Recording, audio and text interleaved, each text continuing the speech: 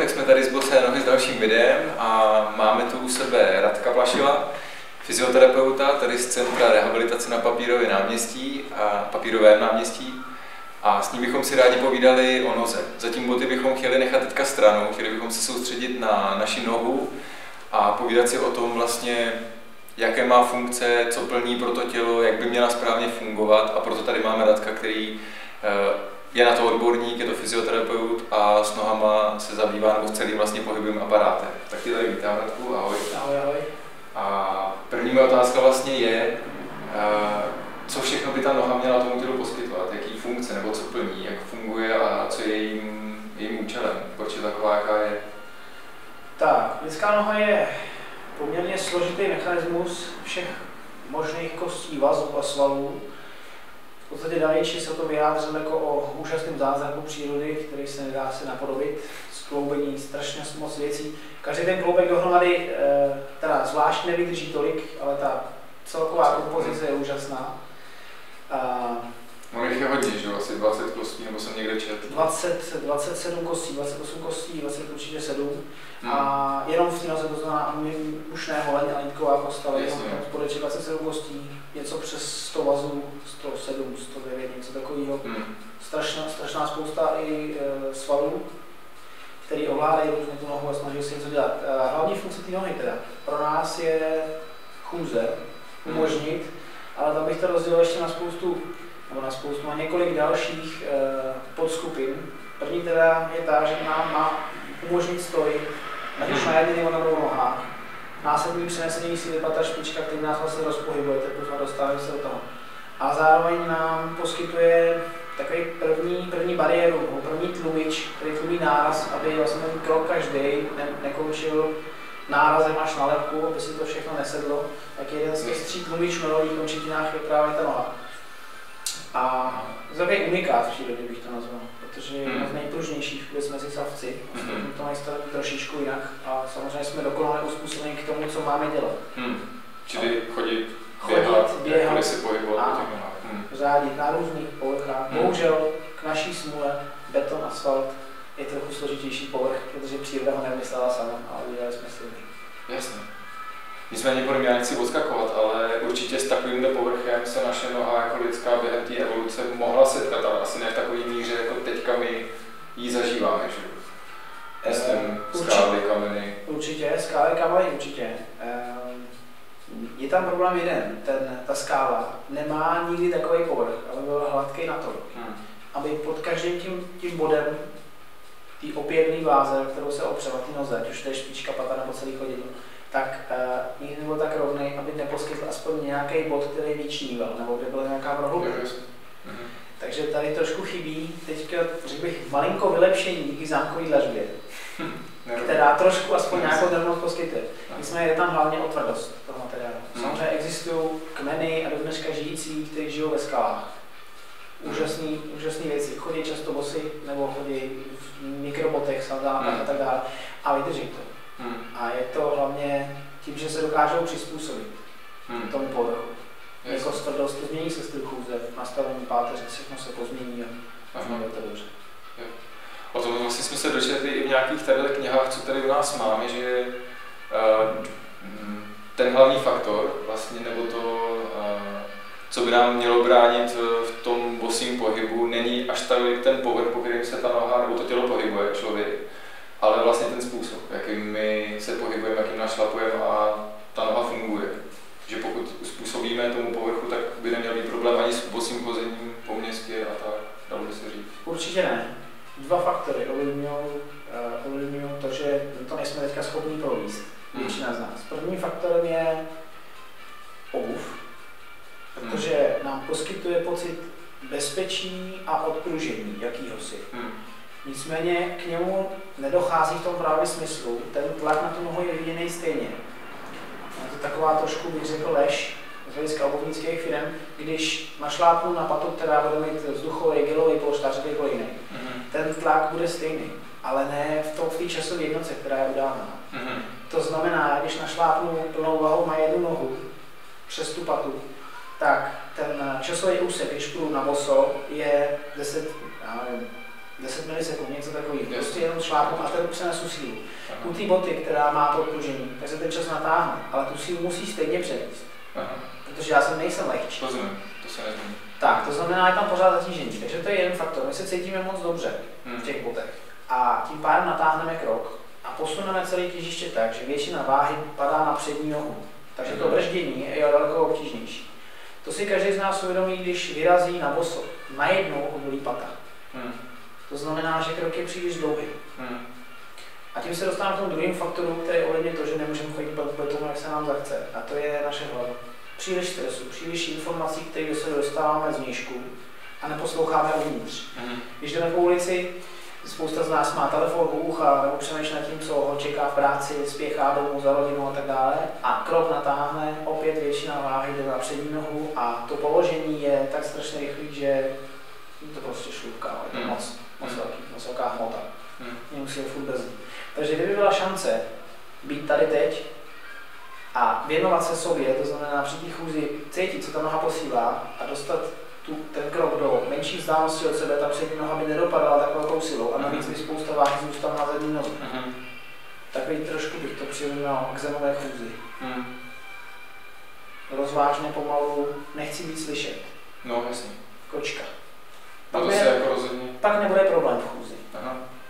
To je určitě výborná, nebo teda to vnímám jako výbornou pomůcku, ta tichost, nebo teda ten zvuk, že? Když člověk opravdu půjde volně, zvolní ten krok, zkrátí ty kroky jednotlivý a celkově se uvolní, tak je schopen jít naprosto tiše a vlastně není slyšet žádný náraz té patní kosti nebo prostě té paty voze. To se mě ještě napadlo při tom, jak mluvíme o těch i botách, že vlastně ty boty, jak já to vnímám, tak nám otupí tu nohu, tu plosku, která vlastně je ta první jako signální, která dává vědět o tom, že se něco děje špatně při tom kroku nebo že našlapujeme špatně. Ale potom dál tělo už nám nedává o tom tolik vědět, ale stejně, že ty nárazy třeba, i když ta bota má nějaké tlumení pod patou, tak ty nárazy potom se dál šíří těmi kostmi asi až někam úplně nahoru, že by se dalo. Určitě, šíří se do klasických oblastí, který má teďka to největší problém. Kolena. Kyčle, samozřejmě, spousta operací dneska po 50 se už nechá měnit kyčle. Jaký důvod, jako proč, je to nesmysl. A navíc samozřejmě plotínky, hlavně bederní úsek, dostávají zabrat. A tam se to pak samozřejmě přenáší kaskádně až nahoru. Takže ty slabší místa, protože každý máme své slabší místa, nikdo není úplně bez chyby a každý občas něco bolí. A to je to místo, které je nejslabší. Ten řetěz tam je zadržený, už to neutlumí a dojde tam k něčemu. Samozřejmě není to jenom chůzí. Pohyby rukama, samozřejmě ovlivňují třeba krk. To tlumení, který tam má nastat, nenastává nohou. S tou prostě přechází. Ta bota to utlumí, noha odpočívá relativně. Je potřeba brát lidský mozek nebo celé tělo jako velkou firmu, která je velmi ekonomicky založená. Protože budu mít úraz na koleni, po 7 hodinách můj kvadriceps byl nejde.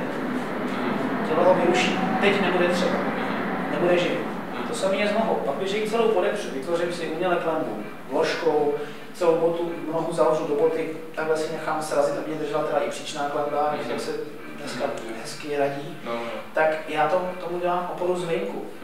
Protože by to tělo dělalo, když nemusí, tam zavřený, jako zbytečný. Proto třeba se upouští už i o ortéz, po operacích kolene, po chodníkách, ty ortézy se dávají sportovcům ze začátku, pak jim je stejně ubírají, protože zjistili, že tím pádem to tělo chátrá, jakož ty vazy měknou, nejsou třeba, tak proč by je tělo nějakým způsobem mělo živit, nějakou tu hustit dál. A vždycky, když se mi zase jako řekne, jakou botu bych mu doporučil, když mě v práci někdo chce po mně zjistit, co je nejlepší, naběh na všechno ostatní, proč, tam se na jednu otázku jednoducho, když noha má zhruba stejně nervové zakončení jako ruka, tak na co bych jí měl tolik kvalit? Když budu mít na rukou palčáky, nebudu si vytahovat klíče a najít si kreditku, nebude mi to, protože ta ruka je většina. Když budu nosit ruku většině v palčáku, to časy nebudu moc ovládat. Budu mi nezvládat, nechytnu tušku, že to nebudu umět, prostě ztratím tu funkci. Stejně to s o tom, čím méně boty, čím víc tý propriocepce, jak my říkáme, to znamená vnímání toho chodidla, kamínky, klacíčky, šišky a tak dále. Ve městě i nějaký ten bajgl třeba a tak, prostě i to je propriocepce, i to vnímá ta noha a posílám to nahoru. A Pakliže tam máme tu první informaci, tak to je takový ten přeboj, který má nám říct, ano, tady je něco takhle se je potřeba nastavit. To znamená, z mýho úhlu pohledu, pokud budu mít botu, hrozí daleko větší možnost, že se zraním. Protože moje noha, než ta podrážka vpustí vůbec nějaký tlak někde jiný, tak předpokládám, že tam je rovno. Takže nenastavuju žádný boční fixace do výraznější aktivity. Když našlápnu na něco, co už jako moje noha cítí, že je nestabilní, nebo že to bolí, tak stáhne okolní svaly tak, nebo i vazy, aby jsem to dokázal buď přejít, nebo upadl. Ale upadl bezpečně. Takže jasně, zmání nohy, plosky obecně je strašně špatný u nás. A v Ázii například, že reflexologie, tam zašla v podstatě, vědí, že tam je spousta různých zón, které jsou ovlivňované. A při chůzi se to projeví. Když půjdu na boso, když bych teďka vyzval někoho tady z lidí a vyšel na boso lesem, a přijde zpátky, bude mít na noze otlačené jenom ty místa, které jsou z reflexologického hlediska špatně. No jasně. Jo. To jsem se nedávno taky dozvěděl vlastně, že, což byla pro mě novinka, že to, kde ty místa bolí při té chůzi na boso, právě z toho reflexologického hlediska jako označují místa na těle, kde je nějaký problém, kde prostě něco nad tím není úplně v pořádku. Asi by bylo dobré, jestli bychom mohli, ty si přinesl třeba ukázku, jak se má odvíjet chodidlo při té chůzi, což běh asi necháme teďka stranu, to bychom nestihli, ale při té chůzi, jak má člověk našlapovat a tak, no, jak má. Takhle, ten nášlap, který tady znázorněný při chůzi, je obdobný jako při joggingovém běhu. To znamená pomalý běh, vyžadující velmi jako krátký kroky, tak se šurám, výklus bych to nazval. Má úplně stejné odvíjení jako chůze. To znamená, je tam zase ten nášlap přes patu, ale čím jsem rychlejší, tím ta pata samozřejmě se víc vedá, takže ve sprintu už není vůbec pata, tam je jenom špička. Vrátím se k té chůzi. Prvním bodem teda neberu tu fázi, kdy noha letí vzduchem, beru dokročení a přesun přes ní. Tak v první fázi zde se dotkne pata. Pozor na to, jakým úhlu se dotýká. Kdyby se dotýkala v těchto místech, to znamená, ta pata by přišla takhle na zem, hodně vysoko, tak je to samozřejmě špatně. Kolmo bude protnutý, tlumič chybí. První i druhý tlumič chybí. To nejde udělat. To znamená, ten krok má být tak dlouhý, aby ta pata si sedla na patní polštář, tak toho máme. Vezmou tukovou vrstvičku od patní kostí, která to tlumí jako první. Takže to šlápne. Následuje teda nějakým způsobem posun těžiště i nás samotných dopředu. Přičemž se malíková hrana začne dotýkat podložky, postupně se dotýká, až se dotkne vlastně, celý to přejede, až k palci. K tomu palcovému kloubu, dotkne se celý chodidlo. Jsme v této fázi. Teďka je rozložení váhy takový, že pata má váhu stejně jako špička. Tady je hrozně důležitý, že u nás se objevily v podstatě dvě vady. Někdo z nás chodí přes palcovou hranu a někdo chodí přes malíkovou hranu. Jo? Tím smyslem chodí znamená, že teď tady v té fázi bychom měli mít 3 body opory. Patu, palcový kloub, tento v podstatě na noze by to byl, a malíkovou hranu jako celek. A spousta z nás má váhu na malíkové hraně a palce jsou zvednutý. Nebo obráceně. Jo? Takže když budeme teda, že tady má nějakou trojnožku, tak ji zase narušíme. Začneme nohu zvedat, pata se začne odlepovat, malíková hrana samozřejmě taky, protože je níž, tak se začne odlepovat taky. Poslední na zemi zůstává palec, který se má opřít a vlastně odrazit nás dopředu. Jeho funkce je strašně důležitá, protože je to jeden z hlavních stabilizátorů vůbec na tom chodidle. Je hodně drží a je v těm hodně síly. No a následuje samozřejmě přesun k dalšímu kroku. Z těch hlavních neduhů, který vnímám, když vidím jít, je teda těžiště hodně vepředu na přední nohou, takže jsme rozběhnutí dopředu. Prostě teoreticky, když bych na někoho houkl stůj, měl bych být schopen zastavit krok s tou nohou celé vzduchu ještě, aniž by ji položil. Jenže nejsme, to by byl dopad. Takže když na někoho zařvu stůj, šlápneš na zemi, tak na něj spíš šlápne, neuskočí, protože to nestihne zareagovat. Druhý problém, který jsem nastínil tadyhle, je rozložení váhy mezi vnější a vnitřní stranou chodidla. A potom tadyhle je zásadní problém, co se týče palce, protože spousta z nás tím, že ho nepoloží, to nevyužije, už má malíkovou hranu. A nebo využijeme to, že špičky jsou buď od sebe, anebo k sobě. Když jsou hodně k sobě, palec vynecháme úplně, ten pak mizí. A není to dobře hlavně pro hýždový svalstvo a pro svalstvo páteře. Dochození na špičkám dovnitř. A když naopak chodíme na čeplina, na špičky ven, tak aby ten palec mohl splnit svoji funkci, protože on ji chce plnit, tak tlačí a tlačí, ale protože netlačí tímto směrem, tak začne tlačit šikmo, protože mám nohu tady, takže směr pohybuje tam, síla musí působit sem a začne přeposilovávat svaly, takzvaný adduktory, přitahovače a on se nám začne točit hezky dovnitř, že to po něm chceme. Jasně. Tak to, co do chůze. Rozumím.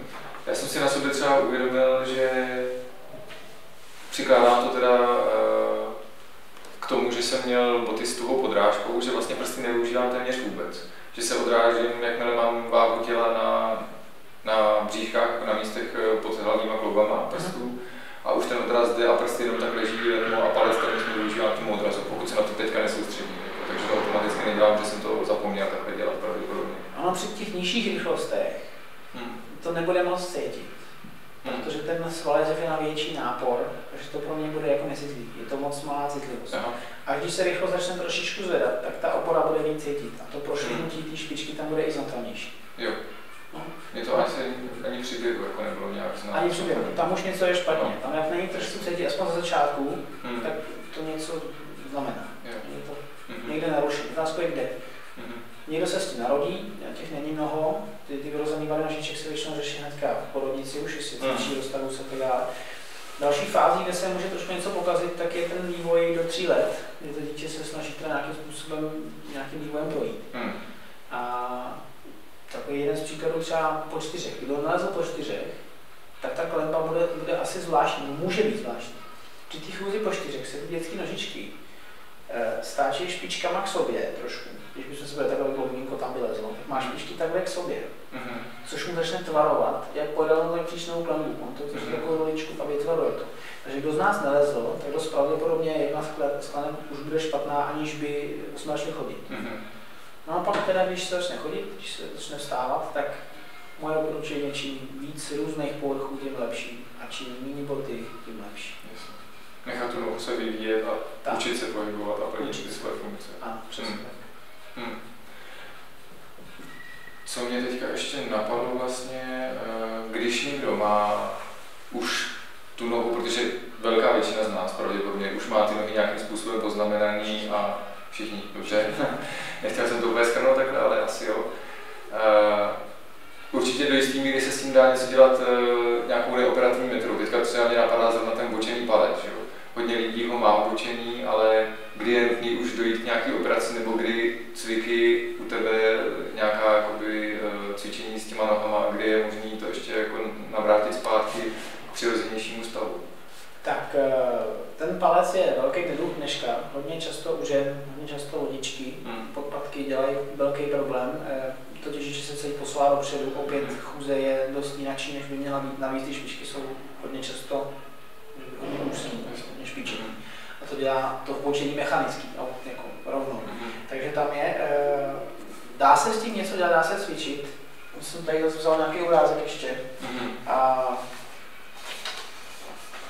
řekněme, že tohleto je ještě cvičitelná noha. Je to proto, že tadyhle sice začínají nějaký výrůstky pomalinku být, ale ještě tam nejsou.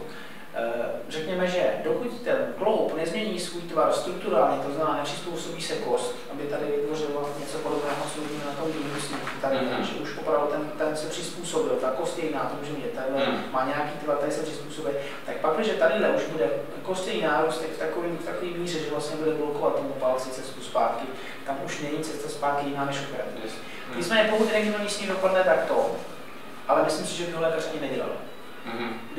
Kdyby tu nohu viděl takhle, tak bude vidět, samozřejmě kůže bez rentgenu, bude vidět, že tadyhle ještě není nárůstek a není problém s tím něco tvořit. Dnešní ortopedi už ho k tomu rozřeli a snaží se s tím něco dělat. Říkám to schválně, protože jejich metoda je ta, že ten palec buď vložením klínku mezi druhý a prst a palec, nebo taková ortézka, která má takový obojek kolem toho palce a pak se takhle připevňuje, tak nám ten palec tam mechanicky dá. Řekl bych, nejsem proti tomu úplně, protože samozřejmě, když ta noha potom pracuje v tom správném směru, tak ono to posiluje ty svaly. Ale má to zase jeden neduch, že je potřeba to zkombinovat se cvičením bez ničeho, aby ta noha potom stavila sama. Tam existuje několik metod, třeba metoda de Friedmana na plochý nohy se používá, protože většinou, když je palec zbočený, tak je i příčně plochá, tak se to dá samozřejmě spojit. To znamená, trénuje se zvlášť palec, nastavením nohy a v tom chůze, stoj, sedy různý a cvičení na plochý nohy, jídelky, sbírání kapesníků, všechno možné. Je to takový hravý celkem a pomáhá to tomu palci dostat se do úrovně, kde by měl být. Navíc dneska díky samozřejmě moderním výmyslům, bych řekla, technologiím se dá s ním dělat i další věci. Tejpujeme dneska fixační tape, klasické různá výlej bez pružení se dá dát, i kinesiotape se dá dát na nabuzení některých svalů, protože tady vlastně dochází k tomu, že díky tomu přetížení těch vnitřních svalů, který ten palec táhnou sem, ochabuje ten vnější, takže my ho zkoušíme trošku nabudit, tedy naopak zase utlumit, do toho ještě sevře ta kletba malinko a ta noha zase zafixovaná, ale ne plně. Ten tape jenom dráží přes kůži ty svaly, které to mají dělat. Ale neříká jim, teď takhle jsme a takhle budeme dělat. Takže kombinace je hodně. Vždycky je potřeba si myslím vědět, že jedna metoda nikdy nezabírá úplně, že je potřeba zkombinovat ještě s něčím jiným. Kdyby to byl úplný základ, jenom třeba chodit, nebo do toho vložit nějaké cvičení bez ničeho, tak je potřeba to kombinace. Samotná fixace, myslím, že už je to překonaný i názor, že samotná fixace bude zbytečná. Tělo lenivý. K tomu palci pak se přirozuje druhá záležitost. Tato kladívko i ty prsty, jak se snaží uhnout vlastně tomu palci, tak se tam v tom prvním kloupu zlomí, pak se to zase napřímí tady, pak vypadá tak jako kladívka na klavír. Za prvé jsem estetický jev, dostrašný, za druhé ta jejich funkce potom opěrná, vůbec tlumivá i odrazová je potom daleko menší, ten cest je krátkej, nemá šanci se odrazit. I biomechanika tam potom je naprosto jiná, takže se to trošku ukazí. Tady k tomu často dochází až po tom palci, ale někdy i před. Viděl jsem i, že má kladívko ty prsty, druhý, třetí prst a nemá palec zbočený. Je to taky netradiční, ale dá se to. S tím se hůř něco dělá, ty prsty jsou hodně malé a špatně se cvičí samostatně. Nicméně stejně to platí jako u těch ostatních, toho palce i ostatních částí těla. Pak, když začnou aktivitou se snažit ty prsty napřimovat, těma hlavníma svalama, tak by se měly narovnávat, protože by se vyrovnalo napětí mezi ohybačem a natahovačem. Takže i tak se dá. No a ty další body, tak klasika příčně a podle mě plochá noha. Samozřejmě neduch, který tady řešíme, dneska už vnímáme i opačný problém, že naopak někteří lidé mají vysokou landu.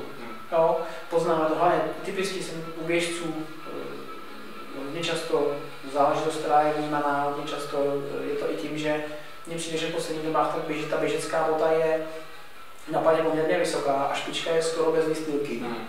A prostě ten běh, oni jak tu patu vlastně mají neustále zvednutou, tak oni neustále prohluzují mezi tou supinací, to nás vyzná využití vnější a vnitřní hrany toho palce, toho odrazu. A jak tam dochází k tomu pohybu, tak se to pomalinku krátí, až se to začne zvedat.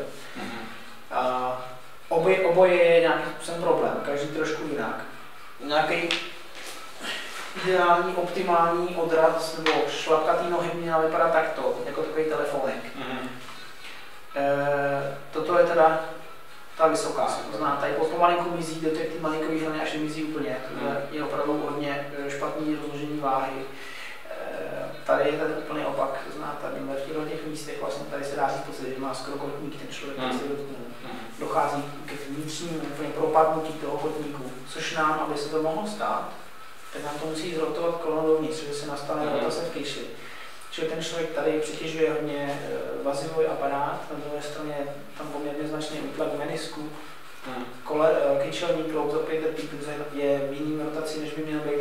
Prostě jsme staveni na něco a musím říct, že člověk se cílevědomě snaží celý život si to kazit. Čím jsme starší, tím jsme vlastně víc rozložení. Nedělej vyhlídky. To jo. No, to je spousta otázek, já bych se asi dokázal bavit dlouho, ale měli bychom to nějak ukončit, mi přijde, aby to nebylo asi extra dlouhý. Když tady takhle jako se snažíme chodit na boso, teď budu mluvit třeba za sebe. Jsem rád, když můžu vyrazit na boso, protože prostě mi to je příjemný, že na těch nohách prostě nemám ty boty, nemám stísněný prsty, v nějaký úzký špičce cítím ten terén a vlastně pociťuju takovou volnost. Tak pokud se budu snažit, nebo pokud se naučím pohybovat v souladu s tím, po jakém povrchu chodím a tak by to mělo být tak nějak v pohodě. I když třeba, když vím, že mám plochou klenbu příčně, tak když to doplním nějakým cvičením, tak je tam možnost, že prostě ta noha se jako nabere tu svoji sílu a funkce zpátky tak, jak by měla být, asi přirozeně. Tak, vždycky, když začínám s něčím novým, co na co mají tělo ani zvyklý, tak čím dál jsem od toho podlouča, čím jsem starší, tím to měli pozvolnější. To znamená, jestliže bych se teďka rozhodl, jako jsem to udělal já, že začnu chodit v 5 prstech, tak musím vnímat, co ta noha posílá. To znamená, nebude to na celý den celodenní chození. Začnu pomalinku. Ale pak, když přicházejí impulsy ze spodu, z klenby, z toho, jak se chodí, různý povrchy, a je tam dráždění, to znamená kamínky, klacíky, šišky, všechno bychom si říkali, tak vždycky dojde k tomu, že to tělo se bude snažit uhnout místama, který nemá určení k tomu tlaku. Ta klenba, příčně plochá, já jsem ještě stále nejsem úplně přesvědčen, jestli už to není trošku jakási evoluce. Nejsem si úplně jistý, jestli ta klenba už teďka nebudeme se s tím rodit, stejně jako se spousta lidí rodí bez 8 zubů. A pak, když ne, budeme to brát, že teda chceme ji udržet, tak určitě drážděním těch, jak jsem říkal, u těch kloubů hlavních, řekněme, tak to dráždění uprostřed, druhý, třetí prst, čtvrtý, nám bude způsobovat to, že budeme chtít tu nohu odlepit z toho místa. Je nám to nepříjemné. Máme tlakové zóny jinde, to znamená ta malíková hrana, ta pata a ten palcový kloub hlavní. A to ostatní budeme chtít odlepit. Je to vlastně i jedna forma cvičení. Když někdo k nám přijde s plochou nohou, stojí na různých podložkách, balančních, jiných a takových rohožkách, které jsou vodáky, jako se fakírovo lože, jo? Něco, jak máte i tadyhle na zkoušení, tak určitě to pomáhá, protože tím zvedáme právě vnímání těch svalů a vnímání toho otlaku té nohy. A ta se začne sama zvedat. Je to otázka ale let. Jo, je to otázka let. Samozřejmě pomáhá hodně, když je člověk přítomen. To znamená, když dokáže tu odezvu ty nohy vnímat a brát jako, že tak to chce, anebo tak to nechce. Takže když půjdu po povrchu a zjistím, že teda na betonu mě bolí pata, tak v tu chvíli vím, že musím zkrátit krok, ale musím to hlej. Čili pokud začínáme schůzi na boso, doporučujeme vypnout telefon, vypnout všechno, co bylo v práci, co nás čeká doma a tak dále, a vyrazit a vnímat a chtít vědět všechno. Bude to znít jako buddhismus, nebo jak to nazval, nebo bláznoství, ale ať slyším spadnout každý list. Kde se co šustne, tam skočila žába, slyšet ty ptáky a všechno a u toho se soustředit na to, co teda nějakým způsobem já prožívám. No, protože jakmile budou ty vnější vlivy silný a hlavně budou stresový, protože ať nám volá máma, nebo ať nám volá člověk z práce, už vždycky to znamená nějaký rozhození stresový. Když zaspívám tak je to hodně pozitivní stres. Ale když nám někdo volá, tak se vždycky rozhodníme. Navíc, když se budeme mluvit na nějaký energetický bázi, tak ten telefon přece jenom nás trošku rozhazuje, že jo? Každopádně o tom asi už nějak moc lidí nepochybuje, nebo že... A vůbec to, že jsme furt v dosahu, že nemáme chvilku, jakoby sami pro sebe, cítíme to. Takže když bychom začali chodit na boso, jsem jedině pro. Určitě samozřejmě v Liberci trošku horší podmínky, co se týče podnebí, tady hodně brzo zima a tak dále. Takže pozor na takový ty angínky a spol z těch prochladých nohou. Nicméně, pokud budou chtít začít naši diváci, posluchači a budoucí majitelé botiček třeba i, tak určitě jsem pro. Vybrat si terén, který je zpočátku hlína, kamínky, les, ideálně les, spousta v něm pro nohu a postupně přicházet na ty tvrdší a tvrdší. Jo? To znamená, ještě před tím betonem by měla být ta skála. Takže když tady v těch žulových horách, kde si můžeme jít, kde chceme, tak z hůru jsem jedině pro. Ono totiž, když na tu nohu budeme chtít dopadnout, nebo z nějaký skalky skočit na boso, to tělo se připraví. Samozřejmě je potřeba vnímat své vlastní limity. Může člověk, který sedí teďka 20. rokem u počítače, někde třeba na pojišťovně v bance, nemůže se rozhodnout, že teď zuje boty, když nic nedělá, že zuje boty a při prvním vejšlapu si dá 40 km na boso a ještě bude skákat ze skalky. To je nesmysl. Takže pomalu začínat, boty si brát sebou, jít se do ruky, projít se na boso, pak si zase dřív chvilku střídat, zkoušet. Je to pozvolný, půjde to. Ta citlivost se změní. Jsou lidi, kteří nejsou schopní v Chorvatsku, kde jsou oblázky, jít do moře bez bot, protože prostě je to strašně tlačí, mám pocit, že to je blbý a bolí z toho hlava. Samozřejmě, že? Když bych si píchnu hřebík do ruky, taky budu mít pocit, že se něco stane. Jenže ta ruka je odhalená a my ji používám tak nasadený. Ta noha tím, že je otupělá, tak ji stačí jako menší věm. Takže kamínek bohatě postačí.